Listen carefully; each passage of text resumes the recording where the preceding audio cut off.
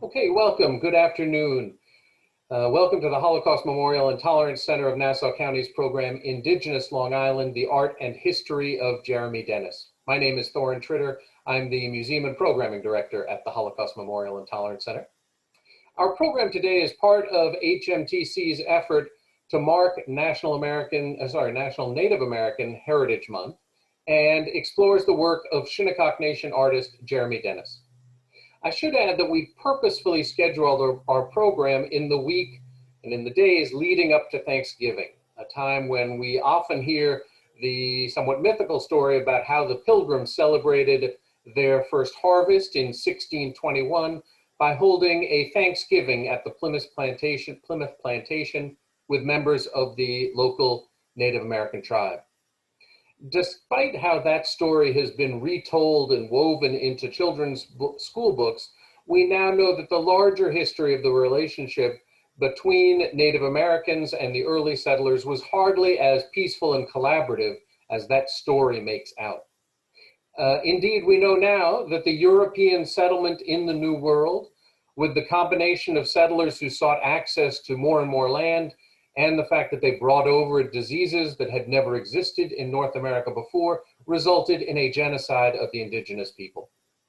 According to current scholarship, in 1491, the year before Christopher Columbus arrived in the New World, there were somewhere around 145 million people living in the Western Hemisphere.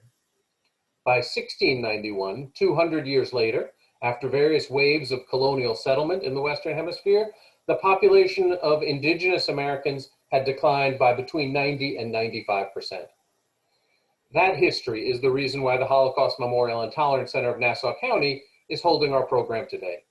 Our mission is not only to teach about the history of the Holocaust, but to teach about the dangers of racism, bullying, and all manifestations of intolerance, and to promote resistance to prejudice and advocate respect for every human being.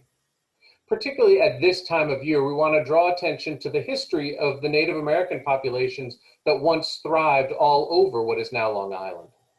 Our own building, which today stands in the lovely Nassau County Park of the Wellwind Preserve, we know is on land that was once home to the Shinnecock Nation, one of more than a dozen areas settled by speakers of the Algonquin language on Long Island. Today, there are many Native American names that stand across the island as a testament to the original inhabitants, but much of that larger history has become overlooked or forgotten. And our program today seeks to look at that overlooked history.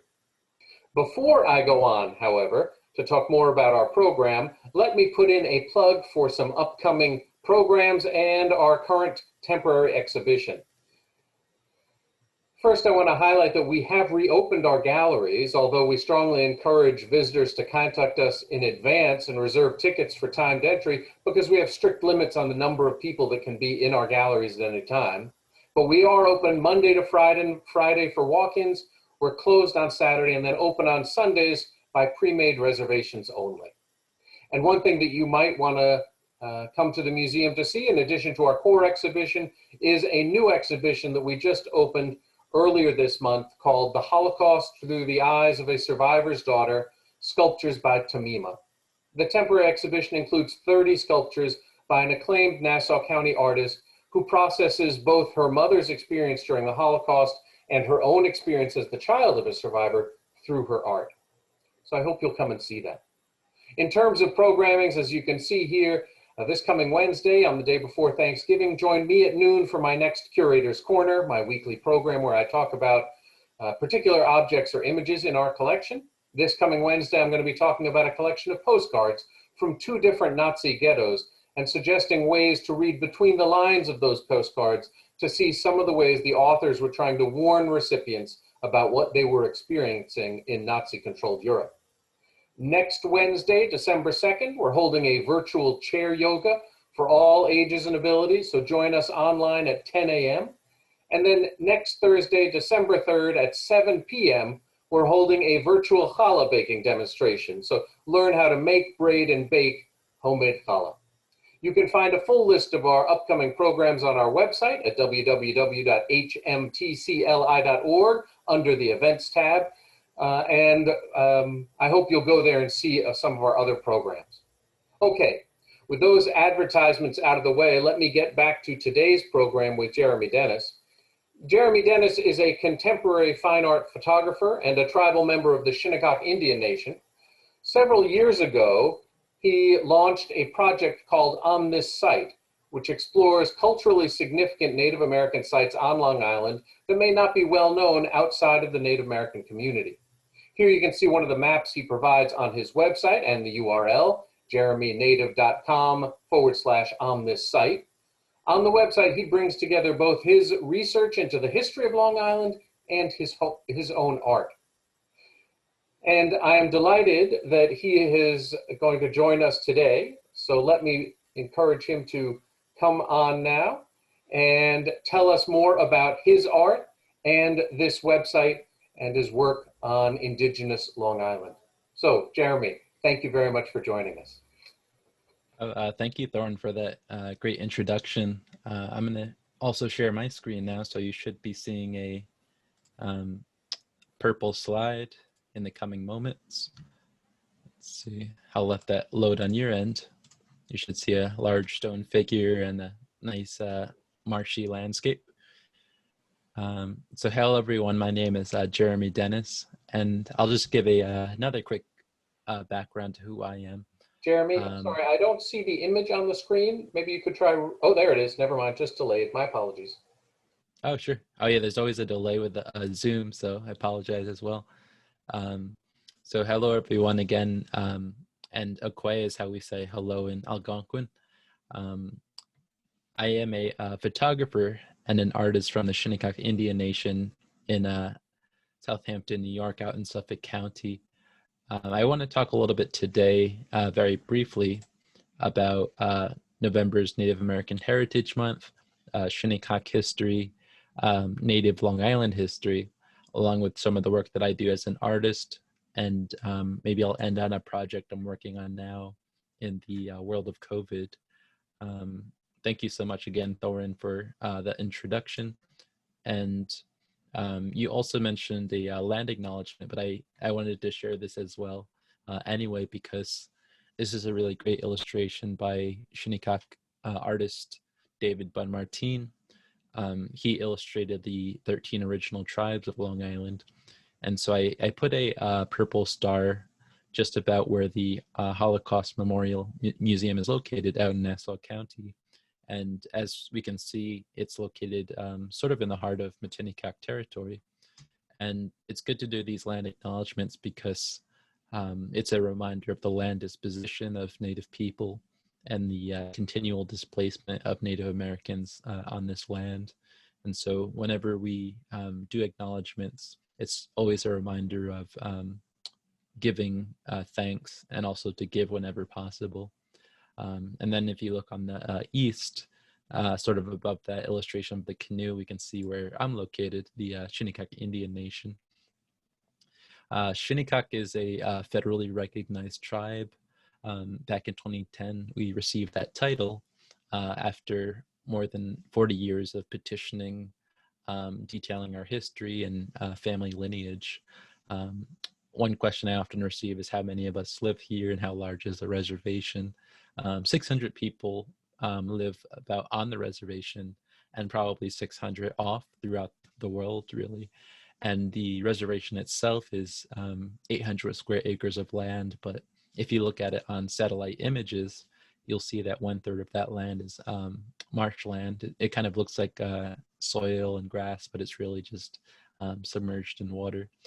And so back in 2010, we received federal recognition, which was really important to help us become self-governing and self-reliant as a nation. This is our tribal seal and our tribal flag. It just has so much symbology behind who we are as a people. For example, the two whales at the bottom represent our whaling history, dating back to the 17th century, and even before that.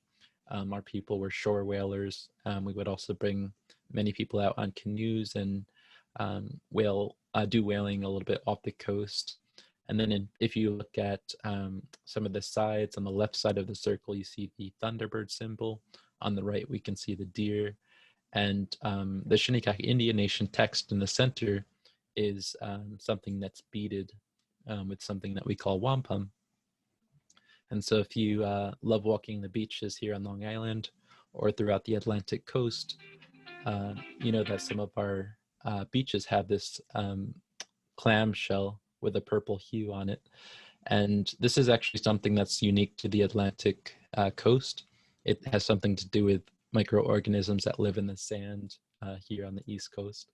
And my ancestors, and still are the descendants today, do this process of turning clamshells into wampum beads, which you see on the right. The most famous and well-known example of this is the Haudenosaunee, or Iroquois Confederacy belt, representing the 5 nations of upstate New York, who formed a powerful confederacy during the colonial years of the French and English. I mentioned the 800 square acres earlier. If you can see my cursor, that's about where this bottom right circle is, where it reads Shinnecock Great Neck. What we're doing today in 2020 is, as a nation, try to regain some of our ancestral territories.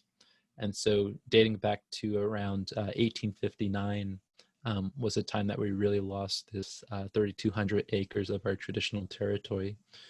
This was done through leases in the land. It was also done through the Long Island Railroad kind of cutting our territory in half. And just after years and years of us leasing out the land for farmers or for people to develop the land or have their cattle out on our territory, it was sort of taken away from us slowly over time. And so ever since 1859, really, every 10 years, we've been petitioning the courts, trying to regain this land. I also want to share with you a really beautiful landscape here on the 800 square acres called The Point. We call The Point on the bottom of the Shinnecock Reservation itself. It's the southern tip. And this is a beautiful, undeveloped marshland where we have fishing. We hunt ducks around this time of year. And it's just a great place to be and kind of feel like you're in a peaceful place. If you're familiar with the East End as well, if you zoom in or if you pinch a screen, you can see a lot of these larger houses just across the water. And I like to show this image because it shows you the difference between sort of how we treat the land versus the mansions that are built almost up to the edge of the water. And as I mentioned before, this month is Native American Heritage Month. And this Heritage Month was established in November of 1990 by President George Bush Sr. To honor Native American heritage for the hopes of allowing future generations of Native Americans to thrive and prosper. Since the year 1990, NAGPRA has passed the Native American Graves Protection Act, and that has really allowed us to repatriate or get some of our objects back from museums. It's also helped in many areas of the country preserve some of our sacred landscapes. If you've ever been to a powwow or the Shinnecock powwow, this might look a little bit familiar. Each year, each tribal nation has its own version of powwow on their traditional territory. And so I also like to mention this during Native American Heritage Month because just like powwow, this month is dedicated to learning about maybe local Native American tribes, create awareness about the unique challenges that each tribe is facing, and probably volunteer your time or contribute towards some of those causes. Just as Thorin mentioned, this is very timely for Thanksgiving. It's coming up in a couple of days. And I want to talk a little bit about the history of Thanksgiving because even in my public education, this was like one of the major historical events and ways that we kind of think about Native Americans. When I personally looked at the history, it's very unlikely that the feast happened at all in all of its splendor and with a huge turkey and gravy. There's definitely no evidence that Native people were invited if there was a feast. And in fact, historians have not found a confirmed date for when this actually happened in 1621. What is true, however, is Thanksgiving itself originated in 1863 after the American Civil War as a way of uniting the North and the South. And so from the Native American perspective, if we look at the image on the right, it's a time in the year where we have a day of mourning. We take this day to acknowledge the struggles that Native people have survived and the struggles that we faced despite us still being here today. Even though I grew up on the Shinnecock Reservation, I went to public school for most of my life.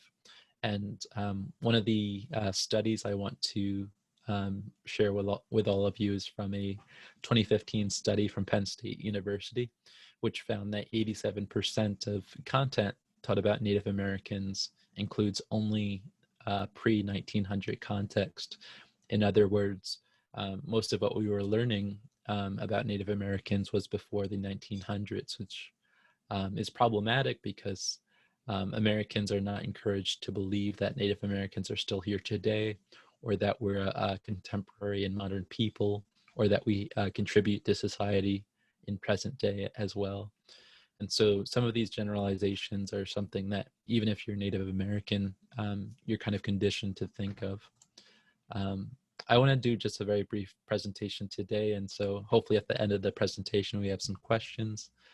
These are some of the terminologies that I'll be using interchangeably between American Indian, Native American, Indigenous, First Nation, and Shinnecock. I always tell people that Shinnecock would be the best way to kind of acknowledge or give us a title. And so either of them are fine if you have any questions at the end. Like I said before, if you remember the federal recognition title, this is a map of just a couple hundred tribal nations throughout North America alone. And in 2020, there are over 580 other federally recognized tribes, which means that each one of those 500 tribes have their own unique history, their own government-to-government relationship with the United States, and they also have their own unique landscape that they call home. And so that's really important as well, a good takeaway for this presentation, because we like to think of Native Americans as all being a kind of a monolith, either culture or group of people. As Thorin mentioned before, I'm very proud of a project called On This Site, which I started in 2016 after receiving a grant from an organization called Running Strong for American Indian Youth.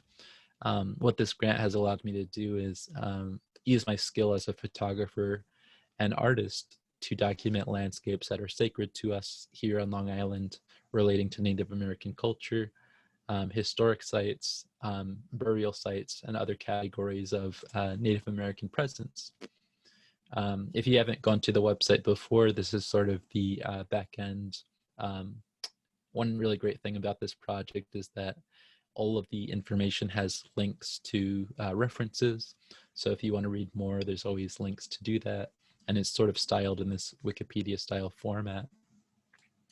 The project itself is not just online, it's also in book form if people prefer to just have it in hand and page through some of these histories, as well as being in different group and solo exhibits throughout Long Island, New York. Each time I exhibit it, it's always on a different sort of body of work or body of images that are local to that site. One of the photos I want to share on the right, I sort of blew it up, is a place out in Little Neck, Queens on Northern Boulevard and Marathon Parkway. Back in 2015, the Northern Boulevard was codenamed Matinecock Way to honor the Matinecock people. And so just as a reminder, the Matinecock are part of the 13 original tribes. They're a branch of the Algonquin peoples who lived throughout Flushing, Pominock, College Point, Whitestone, Bayside, Douglaston, and Little Neck. And one kind of question I always hear is sort of like, what happened to the Matinecock?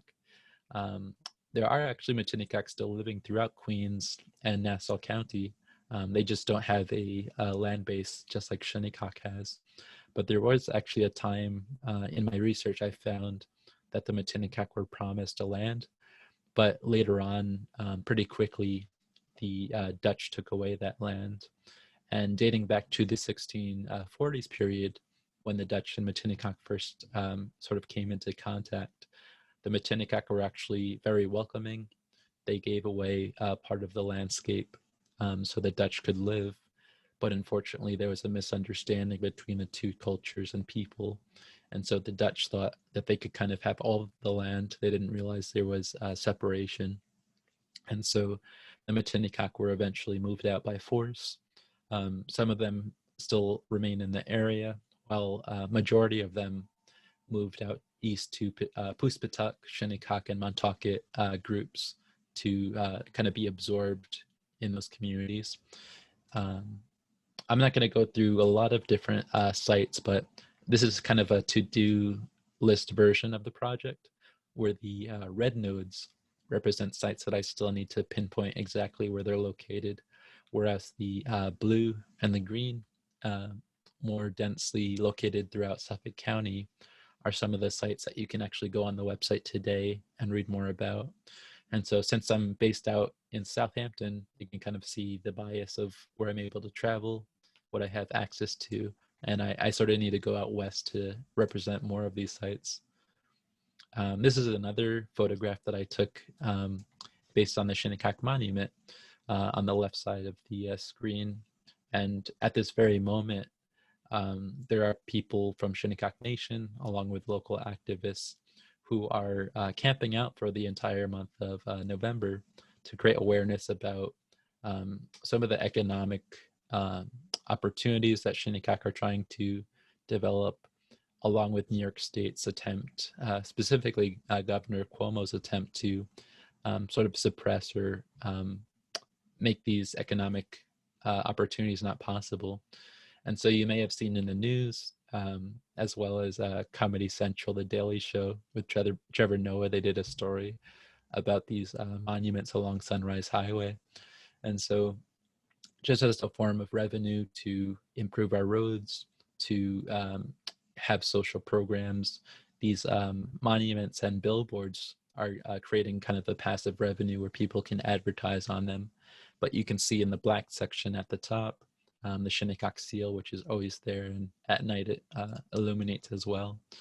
And so if you're able to, or if you want to travel out to Southampton, you can actually bring your tent. You can bring a sign if you want to until the 26th of this month and join the protest if you like. I also want to mention, if you've never been to it before, the Shinnecock Labor Day Weekend Powwow, which is typically August 30th to September 4th of every year. Of course, this year we had to cancel it, and it was Shinnecock only due to COVID, but I'm sure in 2021 you'll all be invited, and I hope to see you all there. And then I also want to mention a kind of like an additional reading. This is a book by John A. Strong, who was a local historian who wrote the book We Are Still Here. And I think the title, We Are Still Here, is just so, it sounds like a basic message, but it's something that's so hard for many people to understand and sort of acknowledge our presence. And so I really love this book, and I always recommend it because it talks about some of our, how we live today.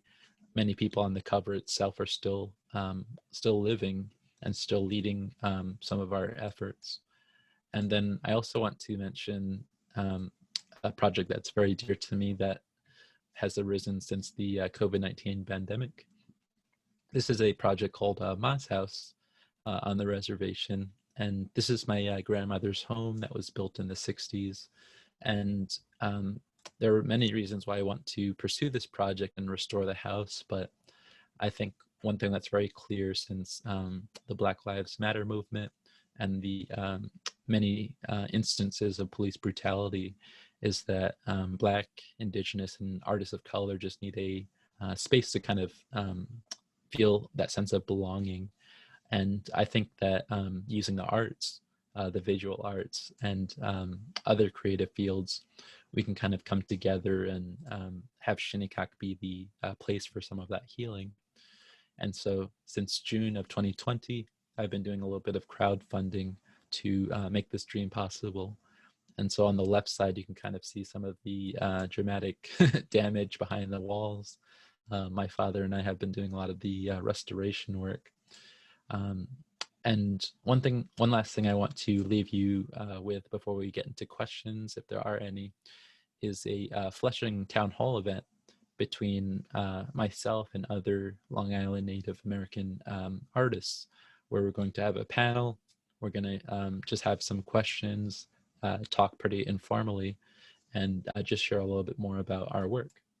And I also want to give everyone an opportunity to feel free to get in touch if you have any questions, or if you want to visit the on the site website. You can go to jeremynative.com, and it's a free access sort of educational platform where you can kind of steer your own direction, look at your own neighborhood, and see if there's a Native American site or history that's interesting to you. And so maybe what I'll do, Thorin, is I'll stop sharing, and if we have any questions, maybe the questions can be typed into the chat. Excellent. Thank you very much.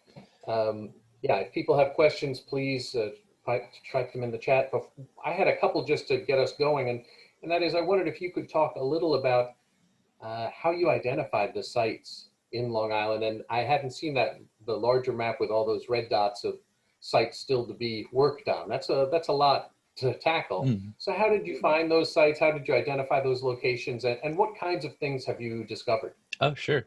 Well, that's a great question, because the whole project came out of that whole idea of, like, since we're only based on this 800 square acre reservation, like, are there many sites, or are most of them on the reservation itself, or how far away are they?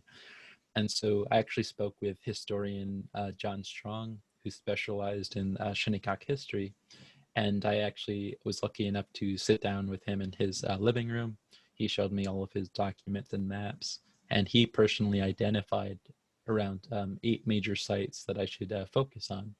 And so every time I went to do additional research, I would come across even more interesting histories and more interesting sites. Sometimes it would be like a Indian museum where he actually did some activism work. And so that in itself would be an important site to document and represent. Other times it's archaeological finds that him and others have found. And then there's other sites that are sacred to us that are kind of hard to define because they're so precious, and we don't want to identify where they are specifically. And it's also hard because when we think of something sacred, we think of like a very solid church that's been there for 400 years, or we think of something that's just so incredible that it's like a miracle. But for us here at Shinnecock and on Long Island, some of our most sacred sites kind of look like almost nothing's there, because in our burial practices, we didn't have gravestones. We didn't have like etchings or anything to identify them. We kind of just know them through passing them on and the way that we lived. Okay. As you can probably see, some questions are coming in. One person asked just about the religious traditions or the religious practice of the Shinnecock Nation, and if all members of the Shinnecock Nation share the same religion, or if there's differences. And so could you just talk a little about that? Oh, sure. Thank you, Lucille, for that question. On Shinnecock, we actually have the oldest Presbyterian church in the United States. And there's such a great history behind that, because we actually used to live in a place called Good Ground in Hampton Bays. And so the church used to be located over there, pretty much right in the heart of the community. And once we were sort of moved to Shinnecock Neck, where we're located today, the Shinnecock Bay, which separates that old community and the new community, froze over. And we actually pushed the church to our new reservation. So that's something I wish there were photographs of. Me personally, I'm more sort of secular in my beliefs. And then throughout the different generations, there have been just a mix of different people, beliefs. There's another church that popped up on Shinnecock as well. That's a different sort of sect of Christianity. But there's just a whole different group of experiences and religious beliefs here. Um, Frank Miller Small has asked about the challenges that people of the Shinnecock Nation face today, and maybe the Shinnecock Nation overall. Could you talk about that? Oh, sure. Thank you, Franklin. Um, I would say if you're familiar with the East End, you just know how the economic situation is here. Like the top 1% of Americans have homes here. They summer here, but just down the road, like a mile away, the Shinnecock Indian Nation has 60% of families living below the poverty line. So I think one of the number one problems we face is just economically. We don't really have a lot of sources of jobs. We don't have a lot of inherited wealth. And historically, that's one thing I'm interested in, is looking at the history of jobs, income equality, and how a lot of the, for example, whalers that were Native American were paid a great deal less than some of the white crew counterparts. That was a huge industry that was out here. A lot of the land that was taken away from Native Americans was sold for sometimes coats and bushels of corn, whereas if you want to purchase something today, it's a couple $100,000. And so a lot of our problems we face are just economic, unfortunately. And I think that would probably be number one. You mentioned the sale of the land. I was looking at some information. I think that the area where the Holocaust Memorial and Tolerance Center is located was in land that was purchased in 1643 as part of the Hempstead purchase, although I'm not 100% sure of that. And I wasn't able to find what was paid. I don't know if you know what the terms of that purchase were. My sense is that overall, Native Americans in the area around the Dutch settlement kind of learned over time that what the settlers were wanting and what they and their conception of land usage and land ownership, and so that the Native Americans kind of developed better bargaining practices. And I wonder if you know anything about that kind of process that happened over the early 1600s. Oh, sure. I wish I knew specifically what was sold or exchanged. Usually you have to go to those first-hand agreements or the land deeds. And so a lot of them I only find through second-hand transcriptions. And Matinicak lands, I definitely have to research more just because so many times local historical societies are the only place that you can find them. Other times you have to go all the way up to Albany, New York to go to their archives. So that's something I can't answer at the moment, but I'll eventually be able to answer. I think that for people of Long Island, the native people of Long Island, historically, they didn't have that form of or that concept in their minds of land ownership. And that's why when you look at a lot of these deeds, you see they're basically giving away the land. It's kind of like huge acreage of land is being traded for a coat or a kettle or a rifle and some gunpowder. But I think that a lot of the times when these exchanges happened, Native people actually continued to live on these lands. They oftentimes bargained to continue to have access to these lands. And so I think the understanding between the colonists and the Native people was just not there.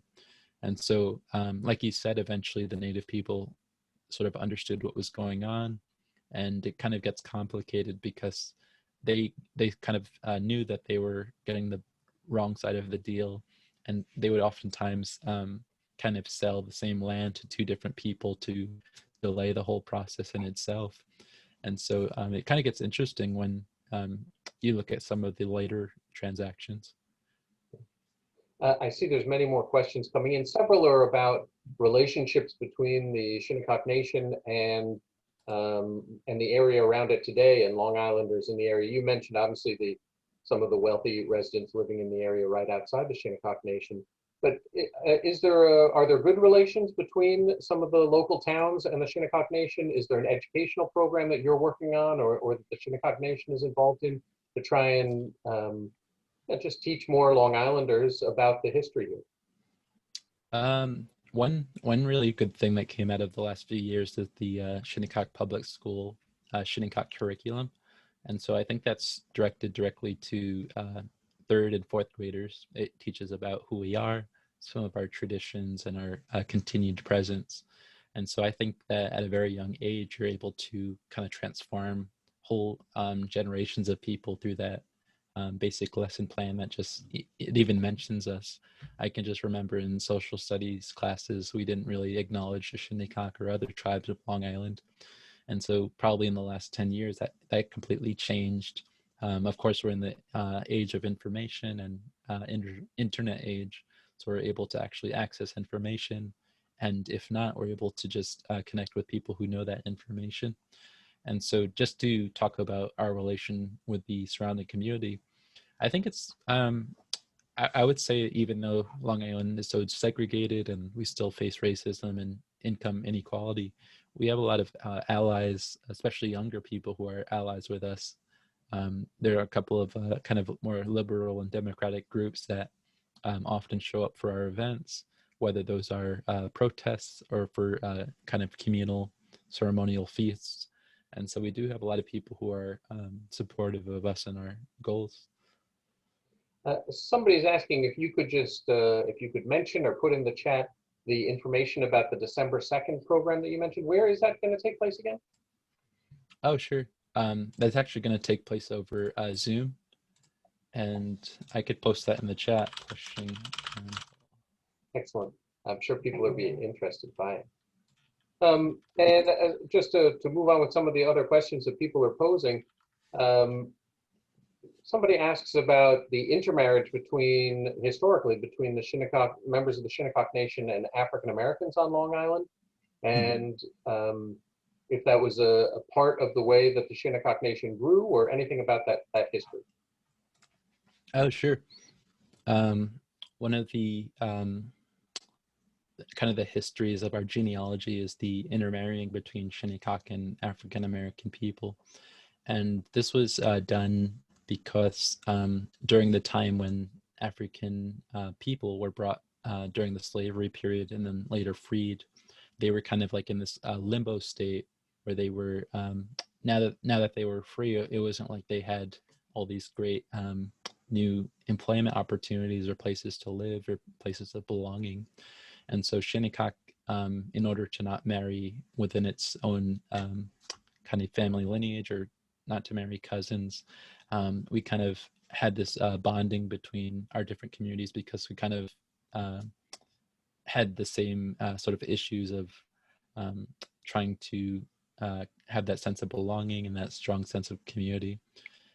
There was something that happened at Shinnecock in the 19th century, the Circassian shipwreck, where 10 of our male tribal members perished trying to save a crew out in the Mecox Bay Ocean. And so after that happened, there was a lot of intermarrying there too, because there were just a lot of Shinnecock women who were now widowed, and they needed sort of support in the family. And that was a time when there were a lot of intermarrying as well. Thank you. One of the questions come in is about the Shinnecock language. And you mentioned the word for hello is, I may be pronouncing it wrong, ake? Is that what, how did you say it again? Oh, akwe. But so this person, Ronnie David, asks about, is this a language that's spoken on the reservation, and are people required to learn it? Are school children required to learn it? What's the status of that language? Oh, thank you, Ronnie. The language is a really great question because if you look back in historical documents, our entire language was recorded in the Natick dialect, which is out of Massachusetts. And the reason it was documented was in order to translate the Bible from either English or Latin or Dutch into the Algonquin language of that region. And so some of our more academic level studies are trying to turn that from biblical language into kind of conversational Algonquin. So Stony Brook University is actually having a class that happens each semester where I think it's only for $50 you can enroll and take classes weekly. We also have a new preschool that I think it was 2013 when it was completed, but it's incredible because a lot of the furniture, a lot of the like north, south, east, west directions are labeled in Algonquin. So some of our preschoolers are learning it at a very young age now. Excellent. So people are asking some, or Lucille was asking for some follow-up on the religion question, just about, you talked about, I think, Protestant and other Christian denominations, but she's wondering about if there's any non-Christian denomination, if there's kind of more Native American denomination, if you will. Is that part of religious practices on the Shinnecock Nation? Oh, sure. Some of our younger tribal members actually go out to Wisconsin, to the state of Wisconsin, to learn some of our ancestral ceremonies, because since we're located in this early contact period on the East Coast, we were forcefully kind of transformed through missionary work. We were sent to boarding schools, and a lot of just like living day to day between where we are now and the local colonists. We just had to assimilate into their culture by their rules. And so some of our younger tribal members go out to Ojibwe territories to learn some of these old traditions and spiritual beliefs, because they were sort of disrupted much later through colonization, and they still retain a lot of their practices. So they go out there, they bring it back and share it with all of us. That's excellent. Somebody asked a question about the term genocide, and I started my introduction by talking about the genocide, and you talked about it as well. Genocide is a big word, a word that has a kind of loaded with a great deal of power and emotional connection to it. We talk about the Armenian genocide as something that didn't get labeled as a genocide for many, many years, and that undercut the power of that history. And so I'm just wondering, and somebody asked this as well, but could you talk a little about how you see that the genocide, or how the Shinnecock Nation teaches that history? What's the local or the indigenous people's view of that history? One thing that's sort of in every American's mind is that I think there's a general understanding that Native Americans were I think many Native Americans lost their lives in massive scales. Just like you said with the Armenian genocide, there's a similar genocide even happening today with Native peoples, maybe in two aspects. One is the missing and murdered Indigenous women. That's happening sort of along the Canadian border and other places where Native women are just being abducted. When the crimes are being reported to police, they don't do any investigations. And so that's happening on a very large and disproportionate scale. The other genocide, like you said, with the Armenian and denying genocide, that's a genocide in itself. And Teen Vogue actually wrote a really great article, if you can believe it, Teen Vogue, on an article titled Invisibility is the modern form of genocide for Native Americans. And so by not acknowledging our common histories, by not acknowledging America's early history, in that itself is sort of a cultural genocide, because you're sort of denying entire peoples the acknowledgement of their presence, of their contributions, of their continued presence. It's sort of like we're not even here if you don't even acknowledge us.